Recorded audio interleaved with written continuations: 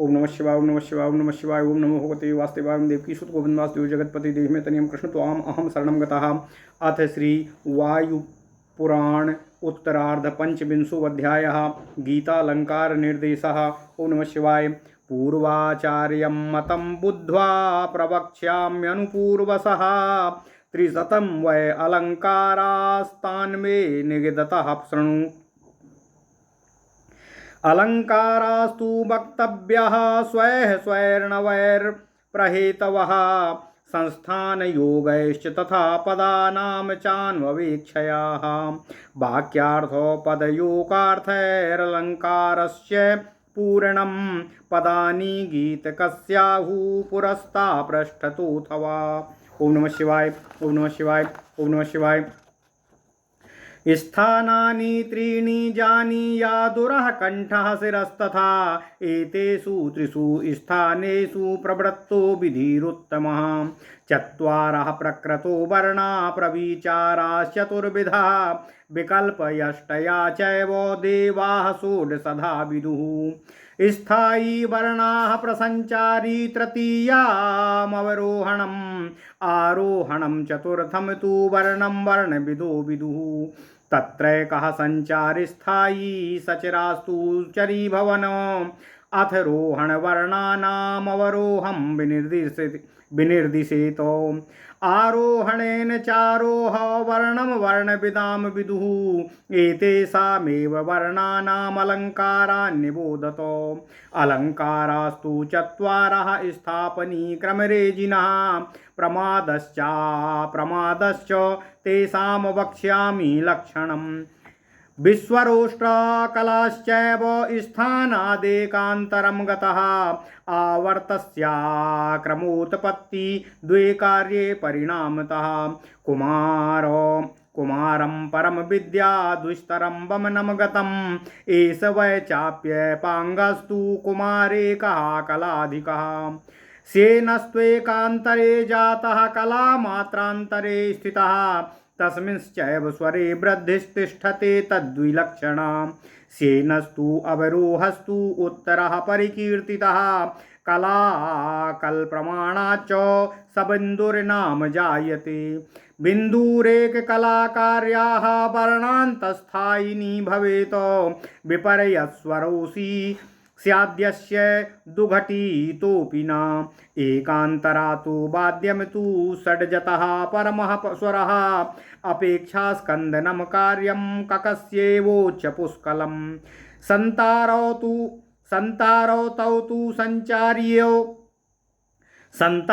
तौ तु संचार्यो कार्यं वा कारणं तथा आक्षिप्रमवैरोह्यासि प्रोक्षमध्यस्तथैव च। द्वादशं च कलास्थानमेकान्तर्गतं ततः प्रोक्षोलितमलङ्कारमेव स्वरसमन्वितम्। स्वरसङ्क्रामकाच्चैव ततः प्रोक्तं तु पुष्कलं प्रक्षिप्तमेव कलया पादनीयतरयो भवेत्। द्विकलं वा यथाभूतं यत्तद्घ्रासितमुच्यते उच्चारा द्विस्वरारूढा तथा चाष्टरस्वरान्तरम्।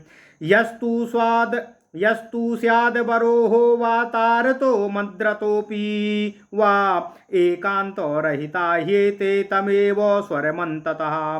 मणिप्रच्छेदनो नाम चतुष्कलगणा स्मृतः अलङ्कारा भवेन्त्येते त्रिंशद्देव प्रकीर्तिता। वर्णा स्थान प्रयोगेण कलामात्राप प्रमाणतः संस्थानं च प्रमाणं च विकारी लक्षणं तथा। चतुर्विधमिदं ज्ञेयं अलङ्कारं प्रयोजनं तथात्मानो ह्यलङ्कारो विपर्यस्तोति गर्हितः। वर्णमेप्यायलं कर्तुं विषमं ह्यात्मो सम्भवात् नानाभरणसंयोगाद्यथा नार्या विभूषणा।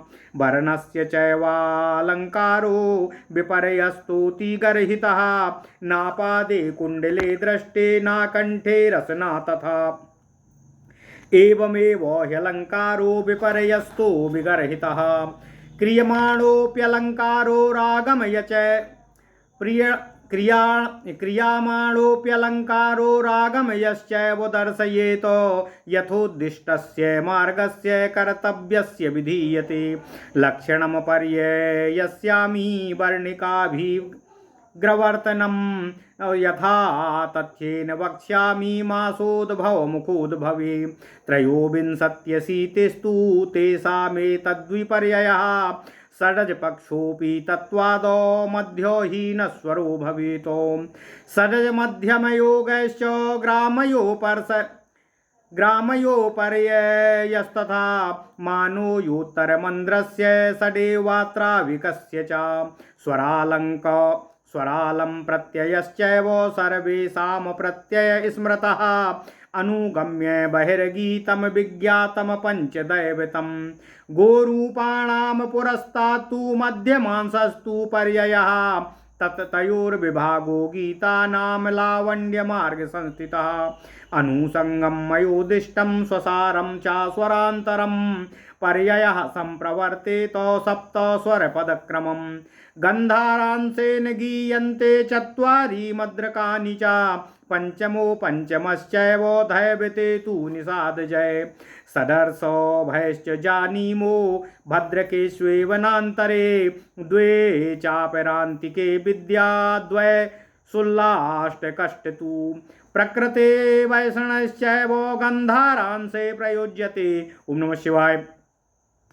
पदस्य तु त्रयं रूपं सप्तरूपं तु कौशिकं गन्धारांसेन कार्त्स्येन पर्ययस्य विधि स्मृतः एवं चैत्रक्रमोदिष्टो मध्यमांसस्य मध्यमः यानि गीता प्रोक्तानि रूपेण तु विशेषतः सत्तु सप्तस्वरं कार्यं सप्तरूपं चाकैशिकम् अंगदर्शनमित्याहुर्माने द्वे समके तथा द्वितीया भावाचरणा मात्रा नाभिप्रतिष्ठिता उत्तरे तु प्रकृत्येवं मात्रा तल्लीयते तथा ह्यन्तारा पिण्डको यत्र मात्रायां नातिवर्तते पादेनैकेन मात्रायां पादो नामतिवीर्णा संख्यायाश्चोपहननं तत्रयान्मिति स्मृतं द्वितीयं पादभङ्गं चाग्रहेणाभिप्रतिष्ठितं पूर्वमष्टौ तृतीये तु द्वितीये चापरीतके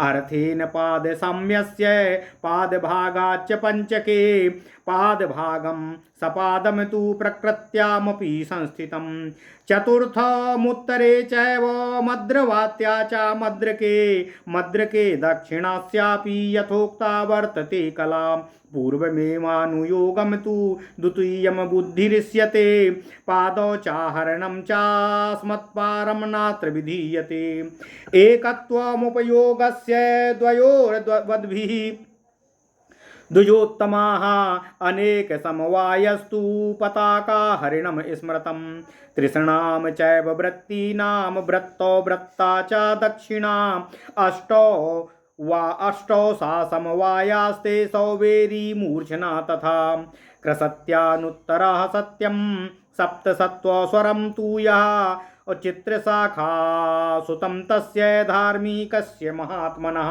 ओम नमः शिवाय। ओम नमः शिवाय। ओम नमः शिवाय। ओम नमो भगवते वासुदेवाय। ओम देवकी सुत गोविंद वासुदेव जगतपते देह में तनियम कृष्ण त्वाम अहम शरणम गता। अथ श्री वायुपुराण उत्तरार्धे पंचविंशोऽध्यायः गीतालंकार निर्देशः। ओम नमः शिवाय। ओम नमः शिवाय। सूत जी बोले, हे ऋषियों, अब मैं पूर्व के आचार्य गणों के मतानुसार यथाक्रम से 300 गीता अलंकार का वर्णन आप लोगों से कर रहा हूँ। आप लोग उसे सुने। अपने अपने वर्ण तथा पद समूह के विशेष योग को ही अलंकार कहा जाता है। पद तथा वाक्य के योगार्थ द्वारा ही उसकी अभिव्यक्ति होती है। गीत के पद समूह पूर्व अथवा पीछे दोनों स्थानों में लगाए जाते हैं। लोगों का ऐसा कहना है। गीत के 3 स्थान होते हैं, वक्ष, कंठ तथा मस्तक। इन तीनों स्थानों से प्रवृत्त स्वर उत्तम होता है। प्रकृतिगत वर्णों की संख्या 4 होती है। इसी प्रकार इनका विचार भी 4 प्रकार का होता है। विकल्पों से ये 8 प्रकार के कहे जाते हैं तथा देवगण इनकी संख्या 16 कहते हैं। वर्णों के तत्व को जानने वाले लोग वर्ण को 4 प्रकार का मानते हैं। वे इस प्रकार हैं: स्थायी, संचारी, अवरोहण तथा आरोहण। एक ही भाव वर्ण में जिसका संचरण होता है उसे स्थायी, विभिन्न प्रकार के भावों में संचरित होने वाले को संचारी, जिसकी गति निम्न होती है उसे अवरोही तथा जिसकी गति उन्नतिशील भावगति को आरोहण कहा जाता है। तत्वज्ञों द्वारा वर्ण तत्वज्ञों का यही मत है। अब इन 4 प्रकार के वर्णों के अलंकार को सुनिए, मैं आप लोगों से कहता हूँ। प्रमुख रूप से अलंकार 4 प्रकार के होते हैं, जो इस प्रकार हैं: स्थापनी, क्रमरेजित, प्रमाद तथा अप्रमाद। अब इनके लक्षणों को मैं आपसे बता रहा हूँ। उष्ट्रकल नाम का विकृत स्वर एक स्थान से उत्पन्न होकर दूसरे स्थान पर समाप्त होते हैं। उस आवर्त की उत्पत्ति तथा क्रम 2 परिणाम के अनुसार ही करना चाहिए। कुमार नामक स्वर को सूक्ष्म विस्तार का जानना चाहिए। अपांग नाम का दूसरा तथा मात्रा की अधिकता वाला कोलारेक नामक अलंकार होता है। सेन नामक स्वर ही स्थान पर उत्पन्न होता है और काल मात्र के अंतर से प्रतिष्ठित होता है। इस स्वर में असाधारण वृद्धि होती है। इसी सेन स्वर को उत्तर अवरोह कहा जाता है। सबिंदु स्वर कला के प्रमाण में उत्पन्न होता है, किंतु बिंदु को एक ही कला की करनी चाहिए। यह एक वर्ण के अंत में स्थित रहने वाली है। अनवधानता के कारण स्वरों का विपर्यय हो जाता है, किंतु अपनी इच्छा से भी स्वर विपर्यय किया जा सकता है। षडज से एक स्वर का अंतर करके एकांतरा वाद्य करने पर उत्कृष्ट स्वर होता है। इसमें काक के समान स्वर का आक्षेप करने पर उच्च पुष्कल स्वर होता है। दोनों संतारों का संचरण कार्य तथा कारण के रूप में करना चाहिए। इसी तरह तीव्र गति से अवरोह स्वर का संचार करने से उसी प्रकार का प्रोक्ष भव्य अलंकार होता है। इसके पश्चात एकांतर्गत 12 कला स्थान है। इस प्रकार के स्वर से संयुक्त प्रेंखोलित अलंकार होता है। फिर कुछ अधिक स्वरों के संक्रमण होने के कारण यह पुष्कल कहा जाता है। मात्रा के प्रक्षेप तथा पाद संक्रमण के कारण जो द्विकलात्मक अलंकार होता है वह घ्रासित कहा जाता है। स्वर के उच्चारण तथा विस्वर के संयोग से अष्ट स्वर का अंतर हो जाता है। तार तथा मंद्र के क्रम से जो स्वरा अवरोह होता है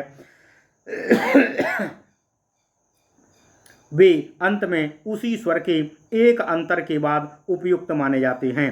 प्रणि प्रच्छेदन नामक गण 4 कलाओं वाला कहा जाता है। वर्ण, स्थान, प्रयोग, विशेष तथा कला मात्र प्रमाण के अनुसार अलंकार निश्चित किए गए हैं। इस तरह इन तीनों अलंकारों का वर्णन मैंने आपसे कर दिया है। संस्थान, प्रमाण, विकार तथा लक्षण, इन्हीं चारों को अलंकार का प्रयोजन जानना चाहिए। जिस प्रकार अपने आभूषणों को उचित स्थान पर न रखकर निम्न स्थान पर रखने से मनुष्यों के शरीर की शोभा नष्ट हो जाती है तथा आभूषणों से भी शोभा में कोई वृद्धि नहीं होती है, उसी प्रकार संगीत के अलंकार भी अपने योग्य स्थान पर न होकर निकृष्ट श्रेणी में होने से वर्णों की शोभा बढ़ाने में सक्षम नहीं होते हैं। इसलिए स्त्रियों के आभूषण की भांति इन संगीतों के अलंकारों को यथा स्थान सन्निवेश करना आवश्यक होता है। जिस प्रकार विविध अलंकारों से विभूषित होने पर स्त्रियों के सौंदर्य में वृद्धि होती है, उसी प्रकार इन गणों के अलंकारों से अलंकृत होने पर संगीत की शोभा बढ़ जाती है। इनके अपने उचित स्थान पर प्रयुक्त न होने पर बड़ी निंदा होती है। जिस प्रकार कुंडल पैरों में नहीं शोभते तथा कंठ में करधनी शोभा नहीं देती और ये सदैव ही निंदित होते हैं, उसी प्रकार अनुपयुक्त स्थान पर प्रयुक्त अलंकार भी अत्यंत निंदनीय माने गए हैं। ओम नमः शिवाय, ओम नमः शिवाय।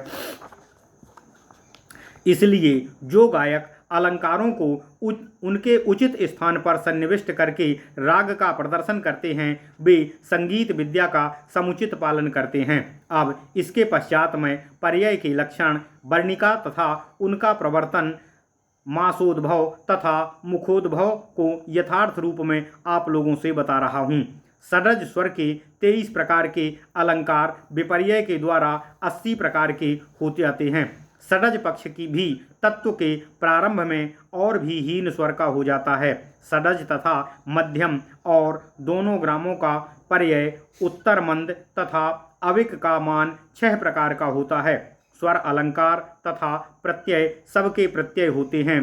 बहिर्गीतों के विश्लेषण से ये भी पंचदैवत माने गए हैं। गो रूपों के आगे मध्यमांश की स्थापना ही विपर्यय है। इन दोनों का विभाग तीनों के सौंदर्यों में वृद्धि करता है। इस प्रकार मैंने स्वसार और स्वरांतर का गौड़ रूप में वर्णन कर दिया है। सप्तस्वर और पदक्रम के अनुसार पर्यय का प्रयोग होता है। चारों भद्रक गांधारों से गाए जाते हैं।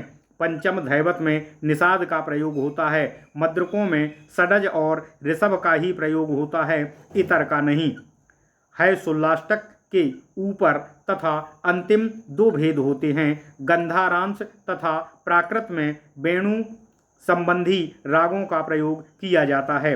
पद के 3 रूप होते हैं तथा केसिका के 7 होते हैं। संपूर्ण गंधरांश से पर्यय विधि संपन्न की जाती है। इस तरह मध्यमांश के मध्यम पद के भी क्रमिक विधान का निर्देश किया गया है। जिन गीतों का विशेष रूप से वर्णन किया गया है उनको 7 स्वरों से युक्त करना चाहिए। इसी प्रकार कौशिक को 7 रूपों से युक्त करना चाहिए। इस तरह अंग दर्शन, दोमान और समक को भी कहा गया है। द्वितीय भावाचरण में मात्रा उचित नहीं होती है और स्वभावतः उत्तर मंद्र में मात्रा 3 हो जाती हैं। जहाँ पर हंतार पिंडक मात्रा से अधिक नहीं होता और जिस मात्रा में 1 चरण और 3/4 चरण रहते हैं, अर्थात जो मात्रा 1.25 चरण की होती है उसे अतिवीरण कहते हैं और उसमें संख्या के संघर्ष से यान नामक अलंकार की उत्पत्ति होती है। द्वितीय पाद भंग को ग्रह के नाम से प्रतिष्ठित किया जाता है।